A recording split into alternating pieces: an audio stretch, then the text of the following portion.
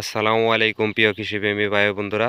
এই যে যাদের ভুট্টা পাকিয়ে খায়, যেমন দেখতে পাচ্ছেন এই ভুট্টাটা এই অবস্থায় থাকলে পাকিয়ে খায়, তাদের জন্য সমাধান স্যাম কাপ।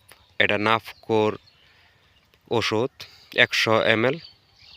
এটার রেজাল্ট খুবই ভালো, আমি নিজেও ব্যবহার করছি এক জমিতে। যাদের ভুট্টা পাকিয়ে খায় এটা দিলে আর পাখি যায় না, মানে কি আর রেজাল্ট খুবই গন্ধযুক্ত। স্যাম কাপটা খুবই গন্ধযুক্ত কীটনাশক, এর কারণে গন্ধের জন্য কি আসে না।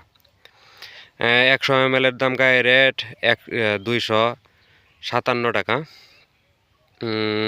রেজাল্ট খুবই ভালো, আপনারা চাইলে ব্যবহার করতে পারেন। যে কোনো একটা ব্যবহার করলেই হবো, এই একটা, অন্য সাথে কোনো কীটনাশক ব্যবহার করার প্রয়োজন নেই, একটা ব্যবহার করলেই হবো।